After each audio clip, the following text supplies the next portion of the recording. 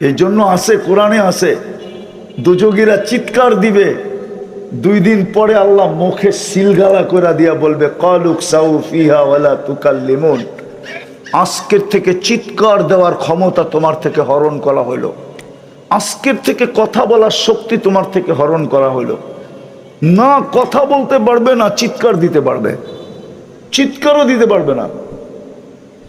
বোবা যেরকম আ আ করতে থাকে আর হাত দিয়া বুঝাইতে থাকে, ওই আ শব্দও করতে পারবে না। ইচ্ছা ছিনায় নিয়ে আনিবে আল্লাহ।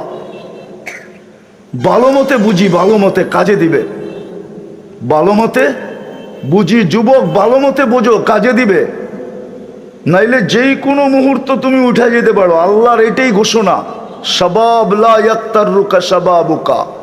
আমি কিন্তু হাদিস দিতেছি, আল্লাহর ঘোষণা দিতেছি, আল্লাহর ঘোষণা মানো। আল্লাহ ঘোষণা দিতেছে, শাবাব লা ইয়াগতাররুকা শাবাবুকা, যুবক যৌবন যেন তোকে বিমুখ না করে। কাম মিন শাব সাবাকাকা ইলাল মাউত, কত যুবককেই তো আমরা যৌবন অবস্থায় উঠে আনিছি, ইচ্ছা করলে তোমাকে উঠে নিয়ে যেতে পারি। স্বপ্ন স্বপ্নের জায়গায় থেকে যাবে, আকাঙ্ক্ষা আকাঙ্ক্ষার জায়গায় থেকে যাবে, এমনকি ফ্যামিলির সমস্ত আশা আকাঙ্ক্ষা ধূলিসাৎ হয়ে যাবে। আমার মনে আছে 2000 কত করোনার সময় 2021-এ আমি আমেরিকাতে ছিলাম, আমি এক জানাজায় ছিলাম। পরিচয় নিতে যেয়ে দেখি ছেলেটার বাড়ি নোয়াখালী, সে মেক্সিকো দিয়ে আমেরিকাতে ঢুকছে, একবারে ইয়ং, মাত্র জেল থেকে বাহির হয়ে আসছে 5 মাস। 5 মাস পর্যন্ত সে হোম ডেলিভারির কাজ করতেছিল মোটর সাইকেলে। ওর কোনো আত্মীয় স্বজন নাই, মোটর সাইকেল অ্যাক্সিডেন্ট করে মারা গেছে। আমি সত্য বলতেছি, ওর জানাজা আমাকে কাঁদায় দিছে। আপনজন তো কেউ ছিল না, কেউ কাঁদছে কি কাঁদে নাই আমি জানি না, আমি দেখি না কাউকে কাঁদতে, কিন্তু আমাকে কাঁদায় দিছে। আমি ভাবতেছিলাম যে এই যুবক মেক্সিকো দিয়ে 25 থেকে 30 লক্ষ টাকা দিয়ে ঢুকছে, 3 মাস জেল খাটছে, বাহির হয়ে আসছে 5 মাস। যদি পার মান্থ $5,000 কামায়, তো 5 মাসে $25,000 কামাইছে। এখন পর্যন্ত যে টাকা খরচ করছে ওইটাই তো উঠাইতে পারে নাই, ঠিক না? বাকি আশা কোথায় যে 2 দিন পরেই, 2-1 বছর পরেই আমি গ্রিন কার্ড পাবো, বাড়িওয়ালাদের জন্য অ্যাপ্লাই করব। একদিন দেখা যাবে আমার বউ আসবে, আমার মা আসবে, আমার বাবা আসবে, আমার ভাই আসবে, আমার বোন আসবে, আমার পুরো ফ্যামিলিটা আসবে। একদিন আমেরিকাতে আমরা একটা ফ্যামিলি হব। কত আশাই তো সারা রাত্রে খালি বুনতে থাকতো, সব ধূলিসাৎ। যুবক তোমাদেরকে আল্লাহ এটাই বোঝায়, শাবাব লা ইয়াক্তাররুকা শাবাবুকা। যুবক যৌবন যেন তোকে ধোঁকা না দেয়। যৌবন কিন্তু ধোঁকার জিনিস, তোকে যেন ধোঁকা না দেয়। কাম মিন শাব সাবাকাকা ইলাল মাউত, কত যুবককেই তো আমরা যৌবন অবস্থায় উঠায় নিছি। আশা কোথায়, আকাঙ্ক্ষা কোথায়, স্বপ্ন কোথায়, সব ধূলিসাৎ। আবার আমাদেরকে আল্লাহ সতর্ক করে, ইবনে আদম লা তাফরাহ বিদুনিয়াইকা, সোনারগাঁর মানুষ ডেলি বাড়ির থেকে সোনা ওঠে বইলা হারায় যেও না, বিমুখ হয়ে যেও না। মনে করেন উঠলো সোনারগাঁও, সোনা উঠতেও পারে এখান থেকে, ঠিক না? কি নাম, কি কি?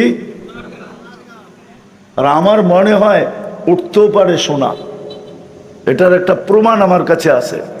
কি আছে? আপনারা জানেন না ওটা, সোনারগাঁর আলেমরাও জানে না, আমার বিশ্বাস। আবার আলেমরা রাগ না হয়ে যায়, আমার বিশ্বাস সোনারগাঁর থেকে সোনা উঠতে পারে।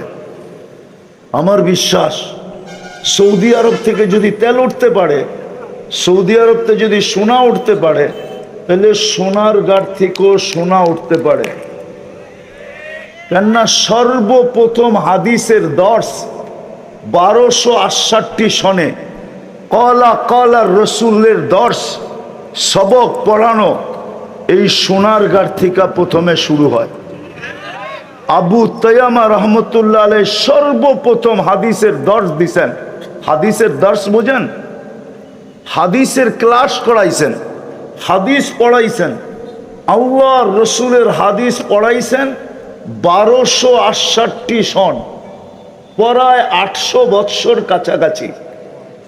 ওই সময় এখানে হাদিসের দর্শ দিছেন।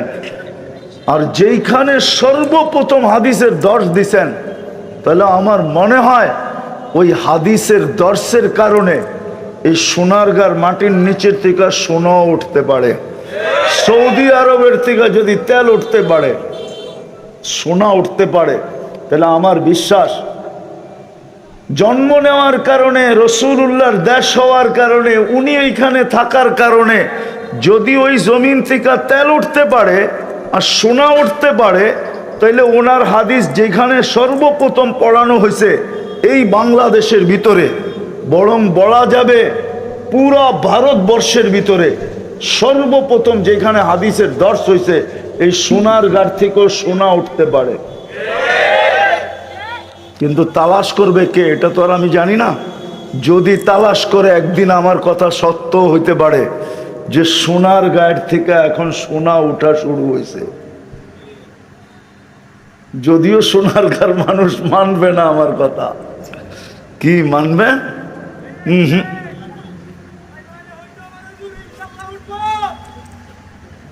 কেননা হাদিসের দর্শ হইছে সর্বপ্রথম কলা কলার রাসূল সাল্লাল্লাহু আলাইহি ওয়াসাল্লাম। আমার বিশ্বাস হইতে পারে যেটা বললাম, যেটা বুঝাইতে চাইতেছিলাম আমি, ওইটা আজকে বুঝা উঠলে কাজে দিবে, যেটা আমি বুঝাইতে চাইতেছিলাম। এই জন্য আল্লাহ আমাদেরকে বলছেন তোমাদের বাড়ির থেকে সোনা উঠতে পারে, কিন্তু মানুষ হারা যেও না, বিমুখ হয়ে যেও না, কেননা তুমি চিরঞ্জীব না। তুমি চিরঞ্জীব না, চলে যেতে হবে। বিদায় একটা কথা বুঝাইতে চাইতে এতগুলা কথা বললাম। আজকে যে আল্লাহ ইচ্ছা স্বাধীনতা দিছেন, রব্বে কাবার কসম, যুবক যদি তার ইচ্ছা স্বাধীনতাকে, নারী যদি তার ইচ্ছা স্বাধীনতাকে, পুরুষ যদি তার ইচ্ছা স্বাধীনতাকে, শিক্ষিত যদি তার ইচ্ছা স্বাধীনতাকে, প্রত্যেক ব্যক্তি যাকে মুসলমানের ঘরে আল্লাহ অস্তিত্ব দিছেন, নিজে নির্বাচিত করা। কে নির্বাচিত করা? আল্লাহ নিজে নির্বাচিত করা। শুধু মুসলমান না, আরো বড় একটা পুরস্কার আছে। শুধু মুসলমানের ঘরে নির্বাচিত করেন নাই, উম্মতে মুহাম্মদী হিসাবে বাছাই করছেন। কি করছেন? যতবার সুবহানাল্লাহ বলবেন কম হবে, যতবার শুকরিয়া আদায় করবেন কি হবে? কম হবে। রব্বে কাবার কসম, যত শুকরিয়া আদায় করব কম হবে। আপনি উম্মতে মুহাম্মদী হিসাবে বাছাইকৃত, নির্বাচিত হয়েছেন। কোরআন বলে হুয়াজ তাবাকুম, আপনি সমগ্র জাতির ভিতরে শ্রেষ্ঠত্বের মুকুট পাইছেন। কুনতুম খায়রা উম্মাহ, আপনি সমস্ত জাতির ভিতরে সবচেয়ে বেশি সুযোগ সুবিধা পাইছেন। আপনার মতো সুযোগ সুবিধা কেউ পায় নাই। আপনি যদি এক লাইলাতুল কদর ধরেও, যদি এক লাইলাতুল কদর পায়েও যদি 80 বছর কাটায় দেন আর কিচ্ছু না করলেন, আর আপনি যদি কবরে চলে গেলেন, আল্লাহ যদি জিজ্ঞাসা করলো তুই কি নিয়ে আসছিস, তো আপনি বুক ফুলায় বলতে পারবেন এক লাইলাতুল কদরই তো 83 বছর, আমি তো দুনিয়ায় ছিলাম 80 বছর, 80 থেকে 80 বাদ দিয়া দেন, তারপরও তো 3 বছর 4 মাসের পাওনা আমি আপনার কাছে, আপনি আমার কাছে পাবেন কোথায়? বিদায় আমি কথার শেষ জায়গায় চলে আসছি, আর বাড়াইতে চাইতেছি না কথায়, বিলকুল শেষ জায়গায় চলে আসছি।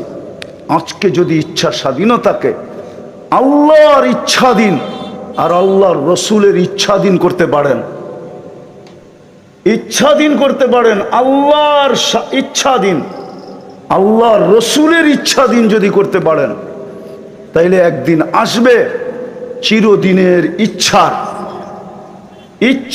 বাস্তব ইচ্ছা স্বাধীনতার সুযোগ, আপনি বাস্তব ইচ্ছা স্বাধীনতার সুযোগ আপনি জান্নাতে পাবেন।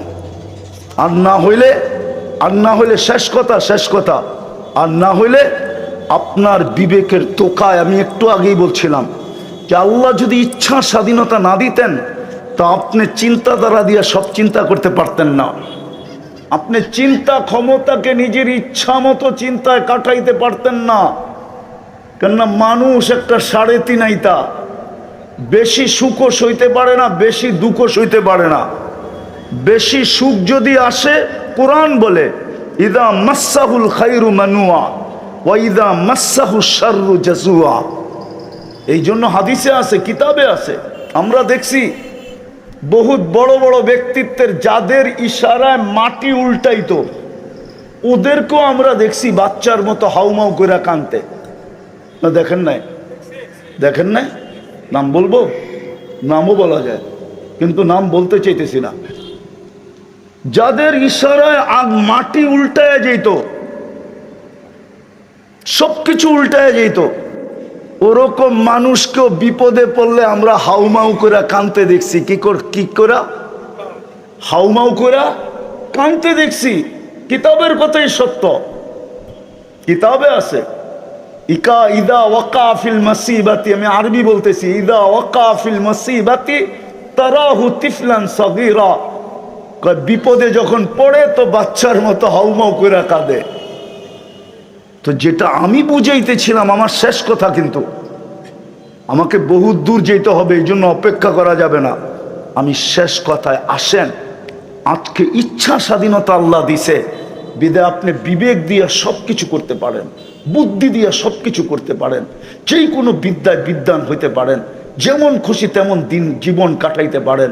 কিন্তু এটা মনে রাখবেন, আপনি মুসলমানের ঘরে নির্বাচিত, আর আপনার পক্ষ থেকে না, আল্লাহর পক্ষ থেকে। আল্লাহ নির্বাচিত করছে বিদায় আপনি মুসলমানের ঘরে, আল্লাহ নির্বাচিত করছে বিদায় আপনি উম্মতে মুহাম্মদী। এই দুটা কিন্তু আল্লাহর পক্ষ থেকে, ভুলা গেলে চলবে না। দুনিয়ার জীবন 60-70 বছর, কবরে দিয়া আসতে দেরি, এটাই সত্য। নাইলে আমি এই আগস্টের 17 তারিখে ছিলাম মক্কা মুকাররমা। আমি যখনই ওইখানে যাই, আবু তালেবের কবর যখনই দেখি আমার চোখে পানি আসে। এই জন্য পানি আসে যে আবু তালেবের থেকে বড় ব্যক্তিত্ব তো কেউ নাই। আল্লাহ রসুলের সাথে সম্পর্ক তো কারো এর চেয়ে বেশি নাই। চাচা 44 বছর আল্লাহর রসুলকে বুকে রেখা পালছেন, কিন্তু দুনিয়ার থেকে চাইতে দেরি, কোনো সম্পর্ক কাজে দেয় নাই। আজকে আপনি আমিও চলে যাব, সম্পর্ক কাজে দিবে না। বিদায় চলেন আজকে অঙ্গীকার করি যে আমি আমার ইচ্ছা স্বাধীনতাকে আল্লাহর ইচ্ছা, রসুলের ইচ্ছার অধীন করব। করবেন? হ্যাঁ, শুধু একটা দিক দিয়া করেন যে আজকের থেকে 5 ওয়াক্ত নামাজ কখনো ছাড়ব না। আল্লাহ আমাদেরকে আমল করার তৌফিক দান করেন। আর একটা কথা শেষমেশ বলবো,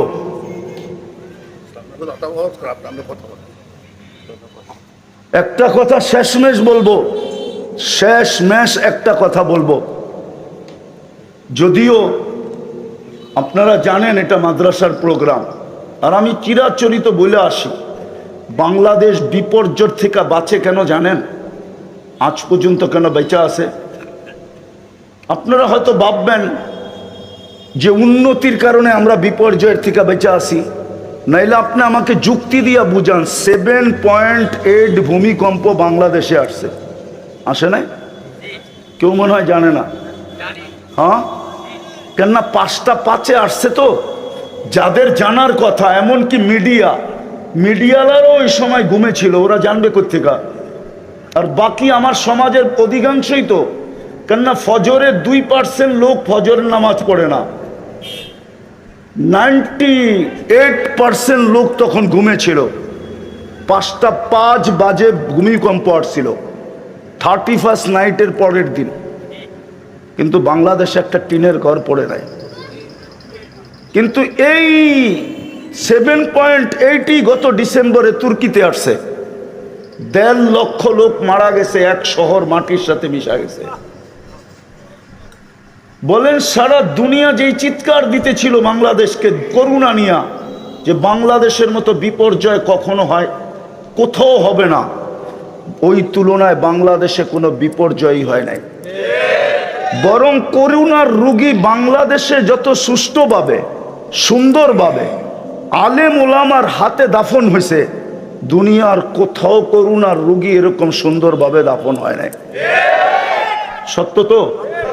আপনি এখন নেটে সার্চ দেন, করুণার সময় যতগুলা দাফন করার জন্য সংস্থা ছিল, সবগুলা মাদ্রাসার উস্তাদ এবং ছাত্রদের ছিল। কোনো বিপর্যয় ঘটে নাই। কেন? আমি দুনিয়া ঘুরে বলতেছি, রাগ হয় না আমার সাথে আবার কেউ। আমার 103টা দেশ দেখা শেষ। আমি আপনাদের স্বাধীনতা দেখি নাই। আমি জুলাইয়ের 18 তারিখে বাংলাদেশ থেকে গেছি। প্রথম আমার সফর ছিল ইংল্যান্ড। আমি 5 তারিখ ফজরের সময়, ফজরের আগে আমার ফ্লাইট ছিল ইংল্যান্ড টু ক্যানাডা।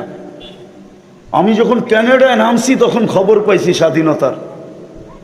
তারপরে আমি 13 তারিখে আবার ফিরছি ইংল্যান্ডে। 14 তারিখে আসছি আমি মিশরে। 16 তারিখে আসছি আমি মদিনা মোনাব্বারায়। 17 তারিখে ছিলাম মক্কা মুকাররমায়। রাত্রে আমার ফ্লাইট ছিল। 18 তারিখ সকালে নামছি আমি বাংলাদেশে। 2-3 দিন ছিলাম, তারপরে চলে গেছি কোরিয়া। আসছি গত 22 তারিখে। আমাকে বুঝাইতে হবে না, আমার উন্নত বিশ্ব দেখা শেষ। শুধু একটা বাকি আছে, নিউজিল্যান্ড। ইনশাআল্লাহ অচিরি ওটাও পুরো হবে। বাকি কোনো উন্নত বিশ্ব আমার বাকি নাই। আমি অহংকার করে বলতেছি না, বুঝানোর জন্য। বাংলাদেশটা শুধু বেঁচে আছে 2 থেকে 3টার পরিবেশের কারণে, নাইলে এই দেশ বাঁচার কথা না। যেই দেশে মা বাবা সন্তানের হাতে নিরাপদ না, মুসলমান মা বাবা, ওই দেশ বাঁচার কথা না। রাগ হয়ে যায় না। এখন আজকে মুখ খুলতেছি, যেই দেশের নেতারা, শীর্ষস্থানীয় সমাজপতিরা যুবকের জিন্দেগি বরবাদ করার জন্য ইয়াবাহা বিক্রি করে, ওই দেশ বাঁচে তো বাঁচে কি কইরা? মাদক বিক্রি করে ওই দেশ বাঁচে তো বাঁচে কি কইরা? যেই দেশের রক্ষকরা যুবকের যৌবনকে দুলিশাত করার জন্য ইয়াবাহা ক্যারি করে, ইয়াবাহা দেশে আনে, ডাইল আনে, সমস্ত মাদক আনে, যাদের নাকে ডগা দিয়া যারা এটাকে সাপ্লাই দেয়, ওই দেশ বাঁচে তো বাঁচে কি কইরা? রাগ হয়েন না, পায়ে হাত রাখি, শুধু বেঁচে আছে 3টা কারণে। আপনি চিৎকার দিয়ে মাদক বন্ধ করবেন, আর আমাদেরকে এসে বলবেন হুজুর মাদকের বিরুদ্ধে বলেন। আপনি ভিতরে ভিতরে মাদক সাপ্লাই দিবেন, আর আমরা মাদকের বিরুদ্ধে বলবো, আর যুবক মাদক ছেড়া দিবে, ঠিক না? এত টাকার দরকার হয় কেন যে মাদক দিয়া ব্যবসা করে কোটিপতি হইতে হবে? আল্লাহ তো লেখা দিছে কপালে, কোটিপতি হইলে তুই হবি হবি। নাইলে আমার মতো ফকির কোত্থেকে 103টা দেশ সফর করে? আমার মতো ফকির এইখানে লেখা আছে, হইতে পারে আরো 100 লেখা আছে, এইখানে আরো 100 পুরা করব, ইচ্ছা আছে। আমাদেরকে এসে বলে হুজুর মাদকের ব্যাপারে বলেন, হুজুর এটা বলেন, ওটা বলেন। আরে বলতে হবে কেন?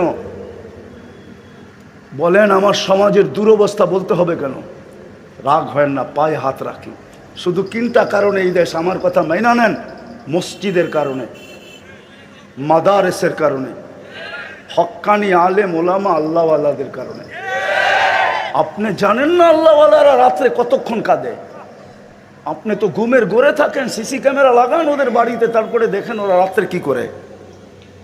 সকাল হওয়ার 1 ঘন্টা আগেই হেফজোখানার পোলাপানগুলা ওঠে, 40,000 হেফজোখানার ছেলেরা ওঠে। প্রথমে লাল সবুজের পরিধিটাকে আধ্যাত্মিক সুরক্ষার চাদর দিয়া ঢাকে, তারপরে আল্লাহর কালাম পড়তে বসে। আপনার তো ওই সময় ঘুমের সময় মাত্র শুরু হইল। আপনি টেলিভিশন দেখতে দেখতে, দুনিয়ার সব খবর নিতে নিতে আপনি মাত্র যায় ঘুমাইছেন। আপনি কেমনে দেখবেন ওই সময় আকাশের কালার কি? সকাল হওয়ার 1 ঘন্টা আগে ওঠেন, ছাদে যান, যাইয়া দেখেন বাংলাদেশের আকাশের কালারটা কিরকম। বাংলাদেশের আকাশ কি বলে? আমার কথা মানেন। এই জন্য তিনটা পরিবেশের কারণে আমাদের দেশ বারবার বিপর্যয় থেকে বেঁচে গেছে। আর যতদিন এই পরিবেশগুলো থাকবে, ইনশাআল্লাহ আমি চ্যালেঞ্জ দিয়ে বলতে পারি আমার দেশে কোনো বিপর্যয় হয় নাই, কোনো বিপর্যয় হবে না। আপনি এই মাটির ইতিহাস জানেন না? চলেন সোনার গালারা একটু শোনায় দিই। এই মাটির ইতিহাস আপনি জানেন না? আপনি জানলে 100 বছরের ইতিহাস জানেন, আপনি জানলে 71 থেকে ইতিহাস জানেন, আপনি 1400 বছর আগের ইতিহাস জানেন না। আল্লাহ রসুল হিজরত করেন নাই, তখন বাংলাদেশে ইসলাম চলে আসছে 4 সাহাবীর কাঁধে নিয়া। একজনের নাম আবু ওয়াক্কাস, একজনের নাম মুহাব ইবনে মালিক, একজনের নাম কাসেম ইবনে হুযাইফা, একজনের নাম উরওয়া ইবনে সাসা। একটু আগে বলতেছিলাম না, আজ থেকে 800 বছর আগে হাদিস নিয়ে আসছেন আবু তাইয়াম রহমতুল্লাহ আলাই। আর এই সোনারগাঁর মাটিতে বৈশা কালা কালা রসুল পড়াইছেন। এই জন্যই তো একটু আগে বলতেছিলাম, হইতে পারে এই মাটির নিচে সোনা আছে, কিন্তু খুইদা উঠাইতে হবে। ওই সময় ইসলাম আমার দেশে চলে আসছে। এইখান থেকে চীনে ইসলাম গেছে, বাংলাদেশ থেকে। আবু ওয়াক্কাস রাদিয়াল্লাহু তাআলা আনহুর কবর গুয়াংজুতে রাখা আছে। ওয়াহাব ইবনে মালিক রাদিয়াল্লাহু তাআলা আনহুর কবর মঙ্গোলিয়ার বর্ডারে রাখা আছে। যায় দেখে আসেন। বাংলাদেশের ইতিহাস বহুত পিছের। নাইলে বাংলা সন 1400 কত এখন? আরে বলেন না কত? আর আরবি সন কত? 1446। 41 আর 46, 31 আর 46, কয় বৎসরের ডিফারেন্স? হ্যাঁ, কত বৎসরের?